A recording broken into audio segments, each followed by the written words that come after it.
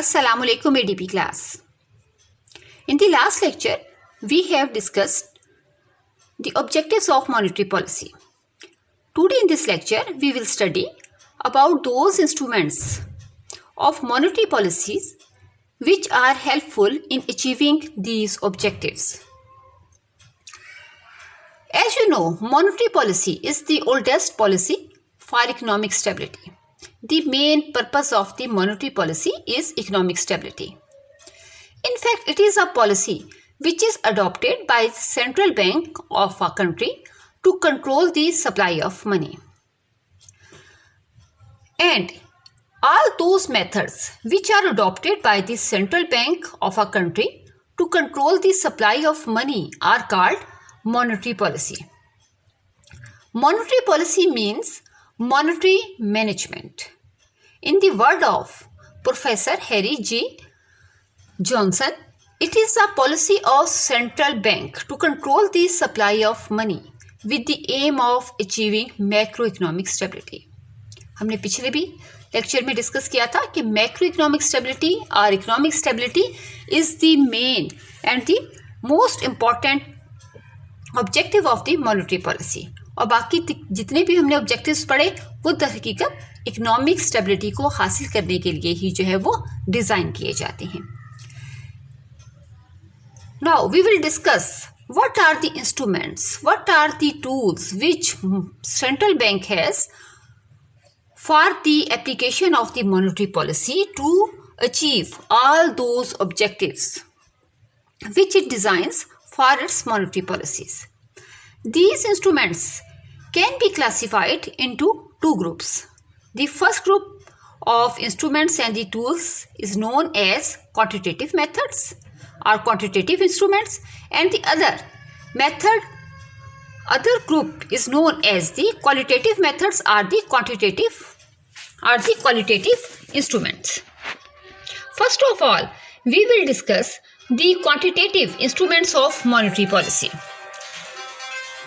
In fact, the quantitative methods, they consist of those methods which are physically affect the amount of credit creation in the economy.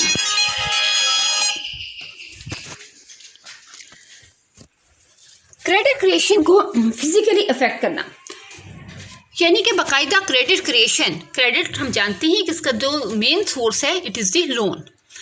इसके अलावा credit money में और भी बहुत से factors जो हैं वो इंक्लूड होते हैं. तो the first instrument is the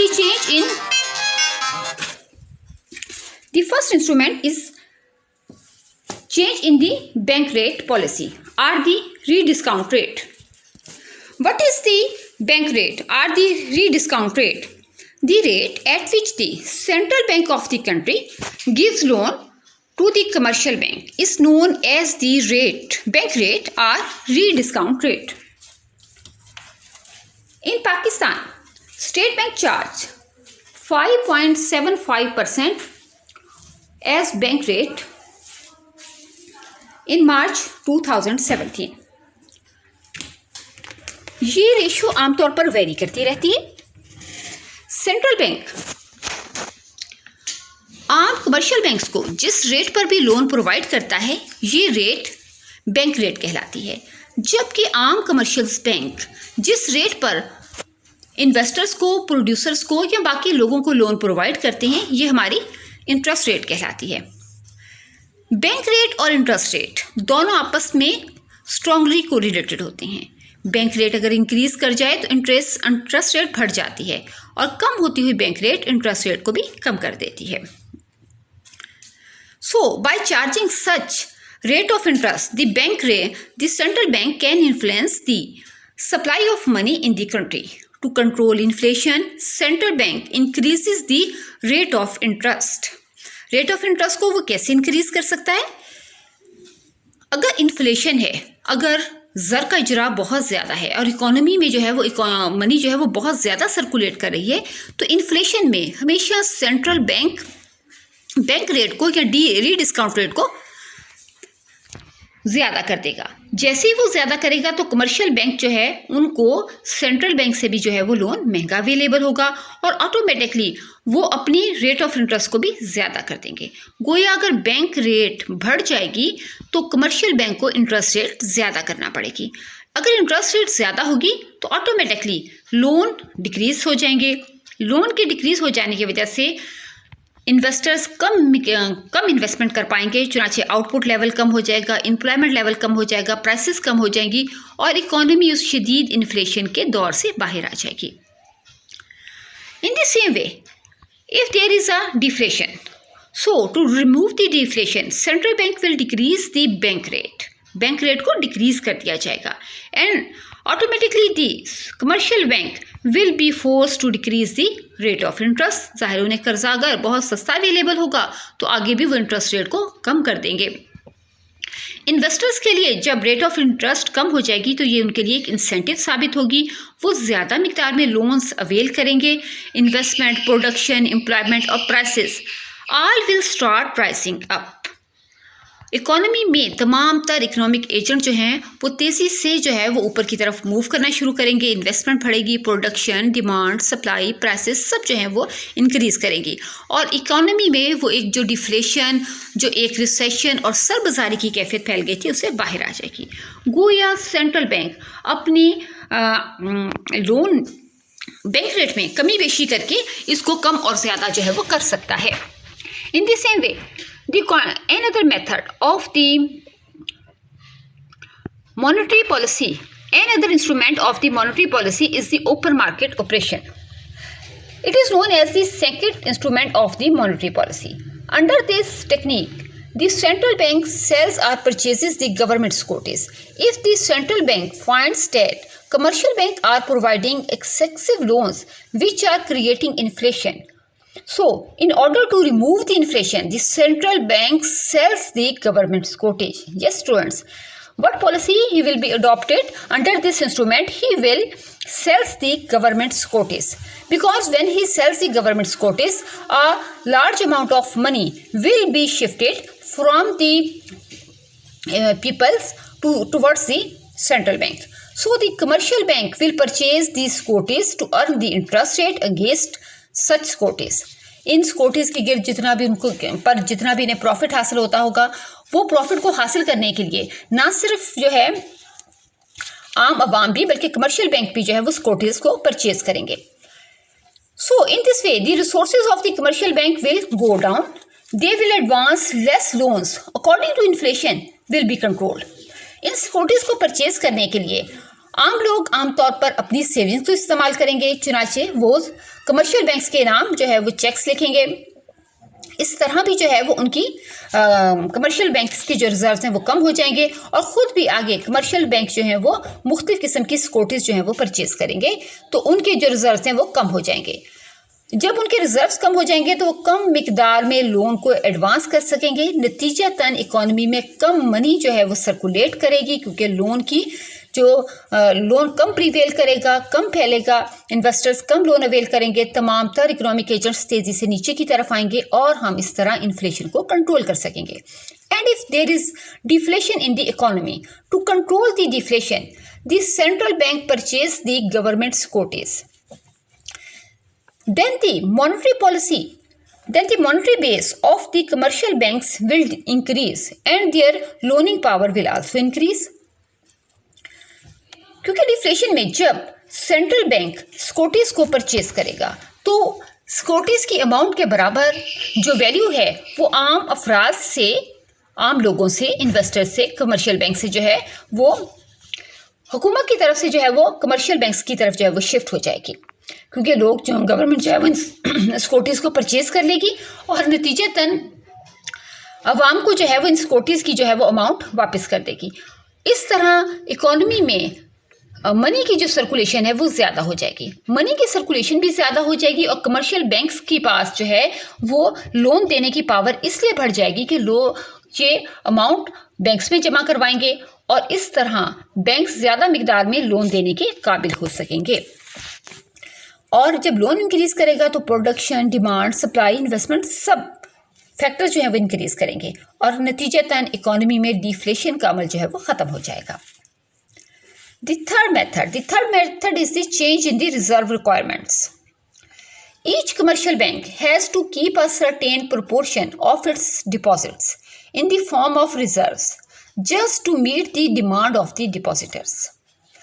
अब बैंक के पास जितने भी डिपॉजिट्स जमा होते हैं वो सारे का सारा वो लोन देने के लिए इस्तेमाल नहीं कर सकता, क्योंकि जिन लोगों ने उसके पास लोन जमा करवाए हैं उसके डिपॉजिटर्स, वो कभी भी जिन लोगों ने भी अपनी जो है वो अमानतें अपने डिपॉजिट्स जो हैं वो डिपॉजिटर्स के तौर पर बैंक के पास जमा करवाए हैं, वो किसी वक्त भी अपने इस डिपॉजिट्स को वापस लेने के लिए आ सकते हैं, विड्रॉ करने के लिए आ सकते हैं। चूँकि ऐसी सूरत हाल में बैंक को हमेशा कुछ रकम अपने पास जो है वो लिक्विड फॉर्म में रखना पड़ती है, यानी कि कैश फॉर्म में रखना पड़ती है। अब ये फैसला करना कि एक कमर्शियल बैंक अपने पास अपने डिपॉजिट्स का कितना हिस्सा कैश फॉर्म में रखेगा और कितनी अमाउंट जो है वो लोन देने के लिए इस्तेमाल कर सकता है, इसका फैसला कमर्शियल बैंक करता है।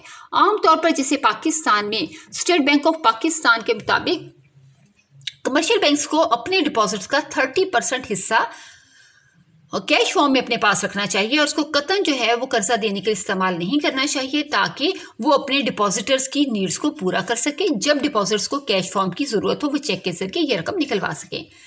अब सेंट्रल बैंक इस रिजर्व रेट्स को कम और ज्यादा करके भी अपनी मॉनेटरी पॉलिसी के ऑब्जेक्टिव्स हासिल कर सकता है। गोया इन्फ्लेशन और डिफ्लेशन को या और बहुत सारे ऑब्जेक्टिव जो हैं वो इसकी मदद से हासिल किए जा सकते हैं। इन्फ्लेशन और डिफ्लेशन को कंट्रोल किया जा सकता है। जैसे फॉर एग्जाम्पल अगर ये देखो सूरत हाल हो कि इन्फ्लेशन हो तो सेंट्रल बैंक हमेशा रिजर्व रिक्वायरमेंट्स को बढ़ा देता है। चूँकि अब लोगों को 30% की बजाय फॉर एग्जाम्पल 40% जो है वो अपने पास रिजर्व रिक्वायरमेंट्स के तौर पर रखना है। चुनाचे कमर्शियल बैंक्स को ज़्यादा अमाउंट अपने पास कैश फॉर्म में रखनी है और वो ज़्यादा मिकदार में लोन जो है वो प्रोवाइड ना कर सकेंगे। इकोनॉमी में लोन कम प्रिवेल करेगा, investment level, prices, production sub level जो है वो कम हो जाएगा और हम प्राइसेस के कम हो जाने की वजह से इन्फ्लेशन से बाहर आ जाएंगे।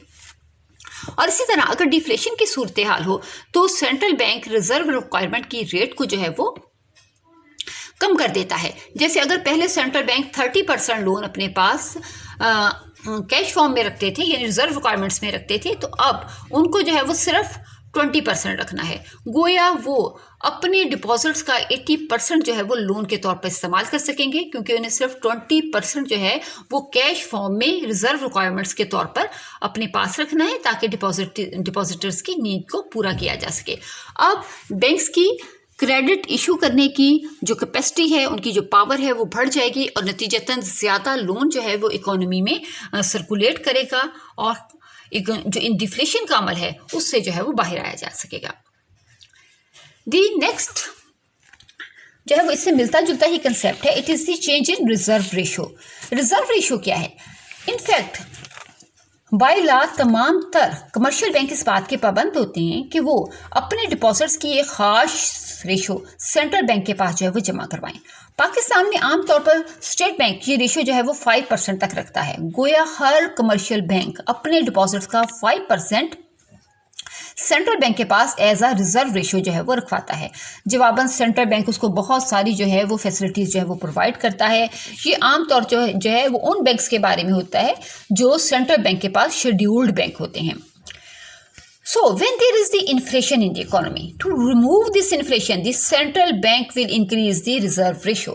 वो रिजर्व रेशो को बढ़ा देगा ताकि इन्फ्लेशन को कंट्रोल किया जा सके। जैसे कि अगर इकोनॉमी में जो है वो 5% जो है वो रिजर्व रेशो है, तो अब बैंक अगर इसको इन्फ्लेशन में बढ़ाकर जो है वो 8% कर दे, तो अब तमाम तर कमर्शियल बैंक्स को अपने डिपॉजिट की एक बड़ी अमाउंट जो है वो सेंट्रल बैंक के पास जो है वो एज अ रिजर्व रेशो जो है वो रखवानी पड़ेगी और नतीजतन उनकी लोन देने की जो पावर है वो अफेक्ट होगी, वो कम हो जाएगी और वो ज़्यादा मिकदार में लोन ना दे सकेंगे, जो कि इन्वेस्टमेंट, प्रोडक्शन और फिर प्राइसेस को कम करने का बायस बनेगी और हम इन्फ्लेशन के उस क्राइसिस से बाहर आ जाएंगे।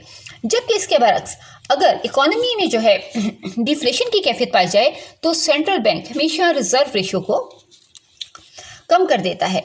कम होती हुई रिजर्व रेशो बैंकों की जो है वो कर्जा देने की सलाहियत को बढ़ा देगी। अगर पहले सेंट्रल बैंक अपनी डिपॉजिट्स का 5% सेंट्रल बैंक के पास एज अ रिजर्व रेशो रखवाते थे, तो अब उन्हें सिर्फ जो है वो 3% एज अ रिजर्व रेशो रखना है। नतीजतन उनकी कर्जा देने की सलाहियत जो है वो पहले की निस्बत बढ़ जाएगी। वो ज़्यादा मिकदार में कर्जा दे सकेंगे, इन्वेस्टमेंट लेवल बढ़ेगा और नतीजतन इकोनॉमी में जो है वो डिफ्लेशन को कंट्रोल किया जा सकेगा। But if the commercial bank have excess reserves, the minor changes in the reserve ratio will not reduce their loaning power. क्योंकि हो सकता है कि कमर्शियल बैंक के पास कुछ इजाफी जो हैं उनके पास एक्स्ट्रा रिजर्व में कुछ एक्सेस रिजर्व्स पड़े हों, जिसको इस्तेमाल करते हुए वो अपनी कर्जा देने की जो सलाहियत है उसको अफेक्ट ना होने दें, यानी कि उन एक्सेस रिजर्व को कर्जा देने के लिए इस्तेमाल कर लें और नतीजतन इस तरह कर्जा देने की